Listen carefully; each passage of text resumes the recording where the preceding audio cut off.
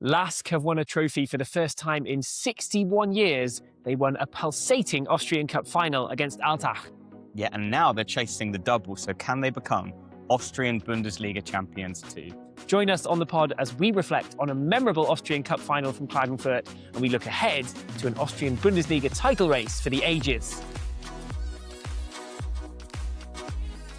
Hello and welcome to the Other Bundesliga Podcast, Austrian football in English. We're here at the home of the pod, the Long Haul, and it's me, Tom Midler, and Lee Wingate on today's pod, and we have a brilliant cup final to look back upon, don't we? We certainly do, and LASK won it. It's their first trophy for over 6 decades. It feels like such an historic moment for the club and their fans. They've been waiting so long. There's not many clubs that have managed that as well, to win another title after such a long drought. There won't have been many LASK fans in Klagenfurt at the Stadion who were alive when they won their last title. They did the double in 1965, so a 61-year wait. It was so important for them just to get that first bit of silverware in the bank, wasn't it? Yeah, I mean, we've been covering Austrian football since 2018, so we've seen LASK come back up, re-establish themselves at the top of Austrian football. They were great in the pandemic season, but for various reasons, they weren't quite good enough to oust Red Bull Salzburg. We've seen them get to a cup final, and again, they couldn't get past Red Bull Salzburg. So it has been a while coming, and now they've finally done it. I'm just really happy for their fans because they are one of the biggest clubs in Austria. Yeah, they've been much maligned as well, LASK, really, for the other clubs, because the big clubs say, hey, you can't be part of this like Austrian big clubs group because you haven't won anything for so long. Now they have. It's a different matter. And this is like a project that started with Oliver Glasner about a decade ago. Look what he's gone on to since then. You know, one of the game's kind of most highly regarded managers. Won the FA Cup in England, won the Europa League with Frankfurt, and could win the Conference League this season. Could win the Conference League as well, yeah. It could become a real European specialist. But he brought this team up from the second division to the top flight. He was the one that got them close initially. They were the second best team when Red Bull Salzburg were at their real strongest. And now it's continued by none other than Didi Kühbauer. He's the one who's got them across the line. And it's 2 cups in 2 seasons for Didi Kühbauer as well. Yeah, and this is where we need to turn to you, dear listeners, because we cannot think of another example of a coach who's won back-to-back Austrian Cups with different clubs. If you can think of one, please let us know. Or any domestic cups, not just the Austrian Cup. Well, yeah, I think, but the Austrian Cup in particular, to go back through the sort of annals of Austrian football and see if that's happened before. And he's done it with 2, I guess you could say, clubs that aren't used to winning trophies, especially Wolfsburg at sea last year. Yes, no, definitely their first ever major trophy, and now LASK's first for over 6 decades, as you said. I was posting about it. We were posting about it online during the game, after the game, and the main sort of thing that we were talking about was this drought, obviously coming to an end. It's a massive drought, and it got me asking: has another club from any country actually waited longer to break a drought? We're not talking about clubs that have never won anything. There are plenty of those. We're not talking about clubs who've won second division or lower titles either. As great as a second division title is, they don't, it's not a national major title. So it's not quite the same thing, because then you've got to include, 3rd, 4th, 5th. And then there's too many clubs, right, who've won lower titles. I was wondering when the Coventry reference was coming in. Yeah, I had to wear this. This is from when we were in the 4th division of English football. So this one needs retiring. Time for the Premier League shirt.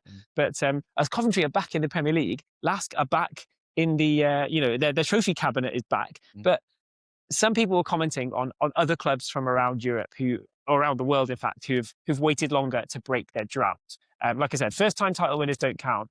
Can you think of some of the names that popped up time and again? Yeah, well, on our sister show, The Sweeper, we cover these kind of stories from all over Europe. And Union Saint-Gilloise was a massive one.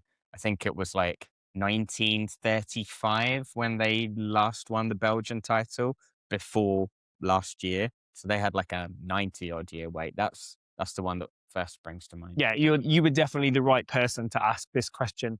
And I didn't do what you would have done. And as you regularly do for The Sweeper, you go absolutely in depth and research every single example of this. I haven't done that. He's calling me a nerd. No, I love it. I respect the research big time, but I didn't do that. I just looked at what people had commented, what people had written.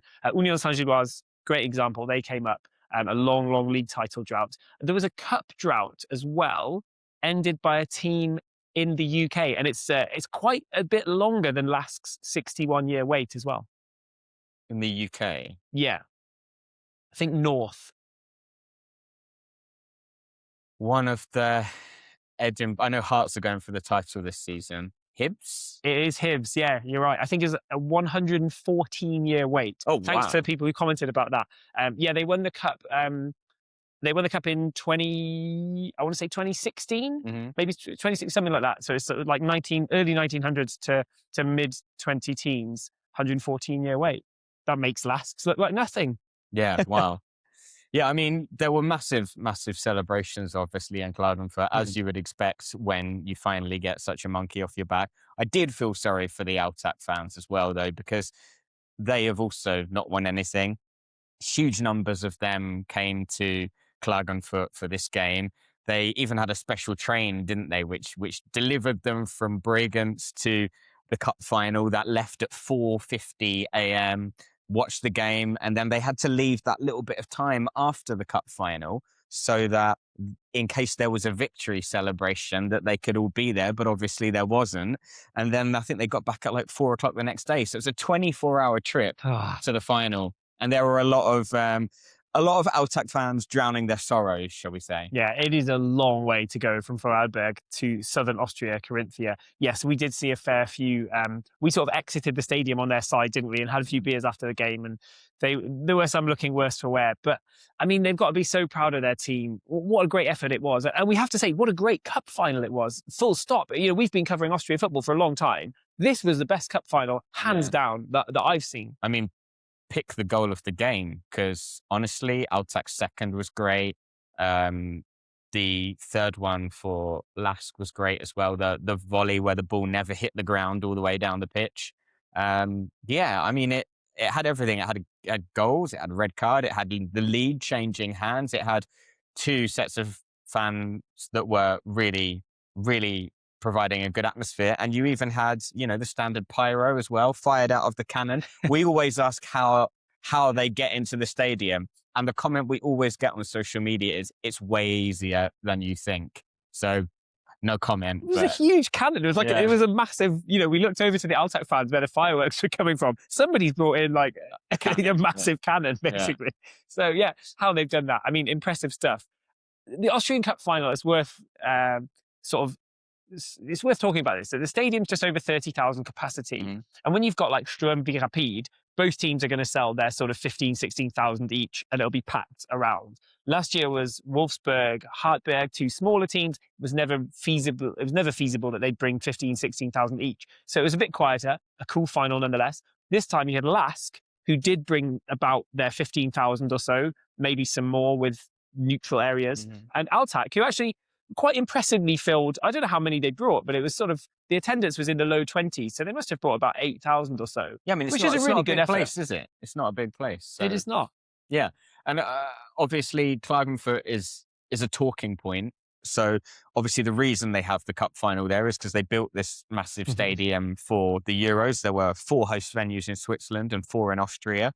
And this was one of them, 30,000-seater stadium. And now it's going to be home to a team that's in the 3rd division next season, because Austria Klagenfurt are going down again.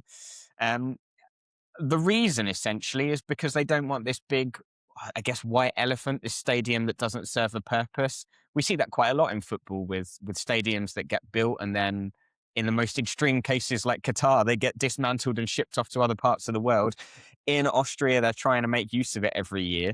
But it's, for a lot of people, this seems to be all the teams that get to the final. It's not a great place for them to get to, really. Whether you're coming from the west, from Altach, or even coming down from Vienna, it's the journey time's down a bit now, but it's still 3.5 hours. So yeah, it's nice to go there once a year for us, but for fans, I think I'm not really sure if that's the best place to be doing it now. Yeah, it's near the lake. It's always sunny on cup final weekend somehow, but do you make a holiday out of it? Or as you said, the losing finalists, you make your way back. You have a few drinks, drown your sorrows, and make your way back on the bus. It's not like you stay there for the weekend necessarily. Yeah, it is a bit of a strange one. But do you remember a few years ago they actually announced that they'd moved the cup final? It was like a new contract was there, and they moved it to the Generali Arena in Vienna, the purple side of Vienna. And then lo and behold, they just hadn't presumably thought this through or checked it through at all, because Rapid qualified for the first cup final at the Generali Arena, and Austria didn't. And they just sort of said straight away after the semi-finals, like, we can't have Rapid fans in the home sector of Austria Vienna. It's not going to work. Yeah, I mean, presumably they thought they would tear the seats up or something like that. Yeah, and they would have done. Yeah. I think it's fair for us to say that they would have done. So they had to then immediately move it back to Klagenfurt, and they've basically just thought, let's keep it in Klagenfurt. It is a really good stadium. It's a very, very much a good enough stadium, but it's just like, when Sturm had to play there in the Champions League, it's annoying, it's too far away. When LASK had to play there, it's really far away. When their European games were there, it's just sort of, it's a bit too far away from everywhere else to be a good stadium. Yeah. But it was rocking on the day. We had a great cup final. As you said, the underdogs, Altach, they took the lead twice, including with a quite brilliant goal from Vessel Demaku, who smashed it in from the edge of the area to the top corner, a rocket. Patrick Greil putting in a performance that you and Simon the whole game were like, Patrick Greil, what a game, he's having such a good Some game. of his passing and the way he was sort of on the ball. I mean, obviously, a lot of hyperbole in this, but I just said to Simon, he's Kaka. He's playing like Kaka today. He did have a great game. Altach's Kaka. Yeah, a goal and an assist in the cup final. But ultimately, I never really believed, even at 2-1 at half-time, I never believed that we weren't going to see LASK knocking on the door until they got an equaliser. They did get the equaliser, and they nearly pinched it in stoppage time as well, didn't they? Which ultimately, after a VAR check, it would have been a pretty grim way to decide what was such a good final, because they scored, I think, like 95th minute or 90th minute, and then we waited till 94, 95 for the VAR check. And if it had gone in then, imagine that a few minutes later, the referee's like, yes, you have won the cup. Terrible way to win and lose. I remember you saying in the stadium at the time you'd feel immensely sorry for whichever team came away on the losing side there. And it was kind of one of those games where there's no team that deserves to lose. No, definitely not. But probably there was a team that deserved to win in the end, if they can coexist in that way. LASK definitely had the more power at the end. They had the quality, they had the ability with the strikers, especially the link-up play between Sasha Kalajic and Samuel Adeniran it became stronger. Well, it has got stronger as the season's gone on, and it became stronger as the cup final went on as well. The two of them were just causing so much trouble. Adeniran looked pretty unstoppable. And eventually LASK kind of bundled their way ahead through George Bello. Big US-American kind of influence on this cup final, with Adeniran having a great game, Bello scoring ultimately the winning goal.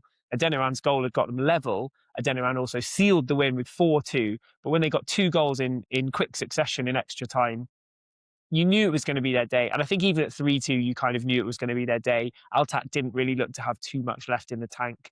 But big shout out to their manager, Onion Zagic. I don't know how to pronounce his name properly, but what a revelation he's been since coming in to Altach this season.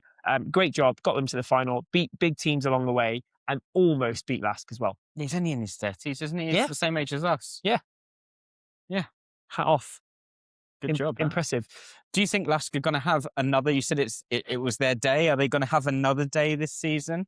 Well, they took a big step towards it. Should we move on to the Austrian Bundesliga? Because as a sort of hangover from the Cup, there were some important Monday night fixtures.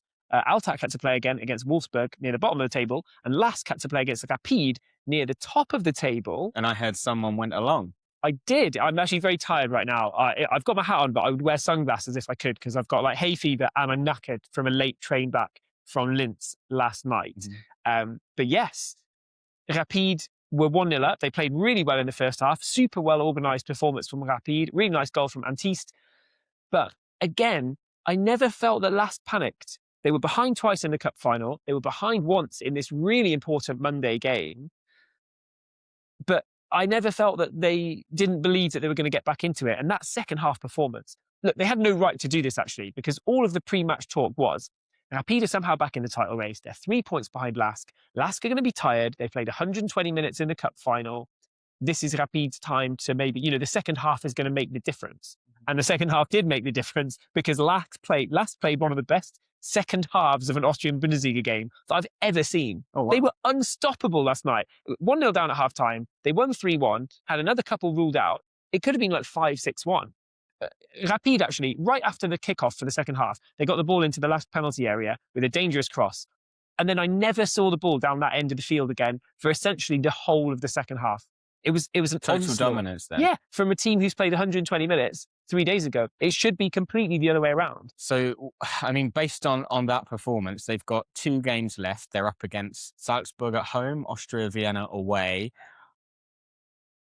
What are you predicting? Can they do it? Well, look, it's so close that if they slip up, they're already out of the pole position. You know, right now they've got it all in their own hands. They're in a fantastic position. Again, if you look at the form table purely, it has to be theirs. They've come through another massive test against Rapid. They've got another big one coming up against Salzburg, but they're in the driving seat for this. I think they were already, you know, before last night, they were in the driving seat. Look, we said on the last pod, the way the points were condensed with the points halving and the way lots of teams have drawn and nobody's really pulled away, you had LASK, Sturm, Salzburg and Rapid all in this title race. And we said, look, any of those teams who wins their remaining 3 games, realistically, they'll be champions. That wasn't mathematically guaranteed, but realistically, if you do that, you're going to be champions. What's happened in the 1 game since then? Salzburg and Sturm drew, Rapid lost, LASK won. It's telling, you know, it's telling. The cards are like things are lining up for them. They've been the strongest team for a long time. I was looking before last night's game against Rapid at the earlier season table, and after 7 rounds, I think, LASK were 13 points behind Rapid. Wow. And they came into this game already 3 points ahead, and it should have been more. The table doesn't lie. I said this last night. There was a nice guy there from Wolves watching Sasha Kalajic, who's on loan at LASK. I said the table doesn't lie. The table never really lies. But in a half points table, sometimes it kind of does. And the fact that LASK the fact that Rapid could have won and really gotten into the title race properly last night is a bit of a lie. Maybe Rapid fans will disagree. I think some will agree.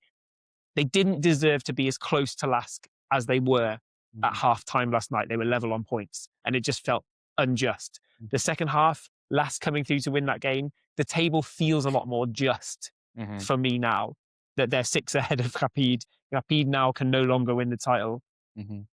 It feels more right. Yeah, I mean, it's been a weird season for the Austrian Bundesliga title race because before this Nachholspiel, this game that they played on the Monday night, I think that Sturm Graz were top, weren't they, after 5 consecutive draws, which kind of tells you everything you need to know about what a strange season it's been.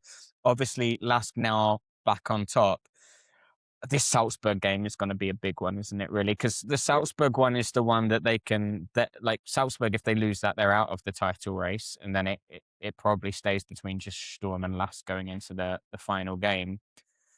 I'm really excited. You know, back in 2020, 21, 22, like we said, will we ever see another team than Red Bull Salzburg win the Bundesliga? Ever. Yeah, and it was feasible that we wouldn't. But at the time, it seemed like that, right? At the time, it just seemed never ending. Now, if LASK do win the title, it's going to be 3 different champions in the space of 4 years. It's the competitiveness that we as neutrals have dreamed of. And now, if that comes to pass, that's a really good sign for Austrian football. It is. And quality-wise, yes, the detractors will say it hasn't been the best quality Austrian Bundesliga season. That's absolutely true. But and I know you can't, you know, it's a theoretical, but if you slice off the first like 7 or 8 weeks of the season, if you take the season since Didi Kühbauer took over at LASK, they actually have been comfortably the best team. They've got comfortably the best points balance. They have played the best football. They've deserved it more. Sturm haven't been bad, but they haven't been title-winning good. 4 1-1 draws in a row, 5 draws in a row overall, 6 draws out of their last 7. They're hard to beat. They showed their tenacity really against Salzburg. They were 1-0 down for the whole game against Salzburg, and they scored an equaliser in stoppage time because 1-1 is all that they seem to be able to do right now. But I think if you take the time since Didi Kühbauer took over at LASK, then they actually have been on title-winning form. They have played the best football. They've scored a lot of goals. They push forward relentlessly. I think they would deserve it in many ways. They've still got to get the job done in those last 2 games. They actually have what Austrians like to refer to as a match ball, a match point, essentially. This coming game, if they win and Sturm Graz don't, they will seal the title. But it feels like the kind of season where it's going to go down to the last day regardless, isn't it? Yeah, and it's what we want to see as well, surely. We want to see it go down to the wire, have a really thrilling finale to the season. I think that would be a fitting end. It would. Just a quick word for the bottom of the table as well. That's definitely going down to the last day. Everyone's in this melee. A couple of teams with half points could help them out. VSG Tirol should be about 11 points ahead, but they're not because they've been rubbish since the championship round, relegation round. Altach, I was hoping that they would win after their performance in the cup final. They had a Monday night game against Wolfsburg and they lost 4-1. So cup final hangover. Cup final hangover, properly cup final hangover. Everybody's still in the mix. That's going down to the last day. The title race is probably going down to the last day. There's a lot of fun stuff to look out for. And if LASK do it, it won't just be a first cup in 61 years. It'll be a first double in 61 years because they did the double in 65. Double or nothing, yeah. Double or nothing, yeah. And then we'll be asking again for statistics of, has any club waited longer between doubles without winning another trophy in the meantime? Surely not. Yeah, incredible. Lots to look forward to. There is. Thanks for watching today. We'll be back soon, I'm sure, at the Long Haul. Yeah, a big shout out to the Long Haul who are hosting us for this recording. If you are in Vienna, come to the Long Haul in Vienna's 8th district for some delicious food and some nice pints. Yeah, mine's empty. Need to get a new one. A lot of you post your pictures when you come here to the Long Haul. Please do that if you're in Vienna and you want to come to the Long Haul for a pint. Let us know that you've been here. It's always really nice to see. And yeah, looking forward to checking back in when the season gets even closer to its finale. See you soon. Bye.